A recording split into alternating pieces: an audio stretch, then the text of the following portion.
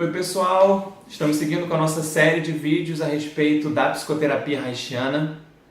No nosso vídeo passado, nós falamos a respeito da diferença do pensamento do Freud e do Reich em relação ao tema da sexualidade.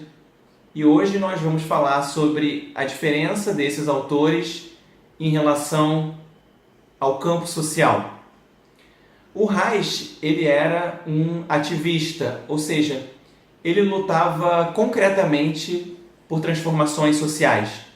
Então ele ia às ruas, ele participava de manifestações, ele distribuía panfletos, ele organizava encontros. E pelo que ele lutava? Por muitas coisas.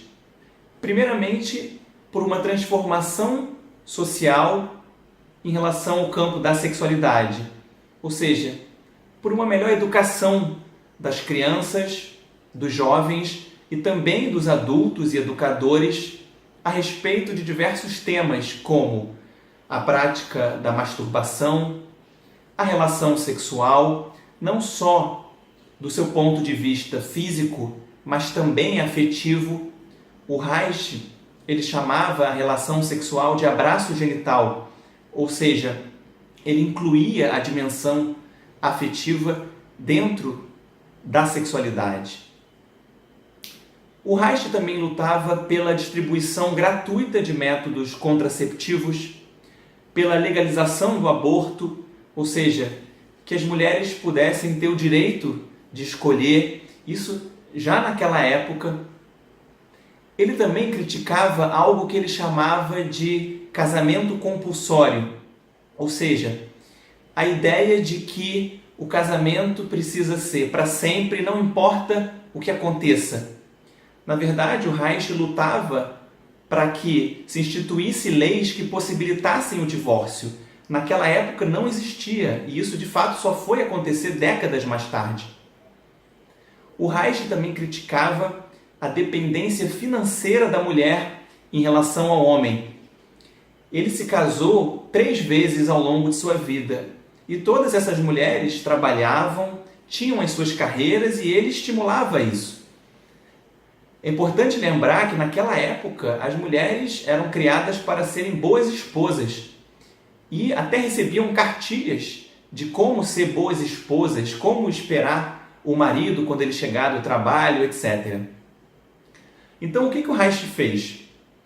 Ele criou instituições, sendo que a mais conhecida delas foi a Sexpol, que possibilitassem que os jovens tivessem acesso a essas informações. E, no seu período psicanalítico, o Reich essencialmente cobrava da psicanálise uma maior atuação social. O Freud, por outro lado, ele não estava diretamente interessado nisso. O Freud era mais um intelectual do que um ativista. E mesmo do ponto de vista intelectual, havia divergências importantes entre o pensamento dele e o de Reich. O Freud, por exemplo, trouxe a noção de pulsão de morte. O que é isso? É a ideia de que a destrutividade humana seria resultado de um impulso biológico, ou seja, estaria enraizada nas nossas próprias células, algo que o Reich nunca aceitou. Para o Reich, todo impulso destrutivo do homem é secundário, ou seja, é resultado de um choque entre um impulso e uma sociedade que reprime, uma sociedade repressora. O Freud, em 1930, ele escreveu O Mal-Estar na Civilização. Poucas pessoas sabem, mas esse texto do Freud também foi consequência das conversas, dos debates que ele tinha com o Reich. E lá ele coloca que na civilização as neuroses são inevitáveis, ou seja, a civilização precisa restringir os impulsos destrutivos e sexuais das pessoas e isso sempre vai gerar neuroses. E o Reich, por outro lado, falava em prevenção de neuroses, então, e não em inevitabilidade de neuroses. Então, na visão do Reich, O pensamento do Freud, principalmente a partir da segunda tópica, ele explicava a cultura, mas ele não ajudava a transformar a cultura.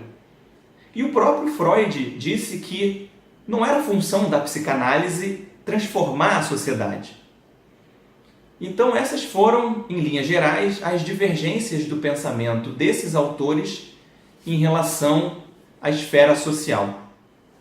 No nosso próximo vídeo, nós vamos ver as divergências entre Freud e Reich em relação ao campo político. Inclusive, essa foi a principal causa da expulsão do Reich da Associação Psicanalítica. Ok? Então, se você gostou, dê um like, inscreva-se no canal e até o próximo vídeo. Tchau, tchau, pessoal!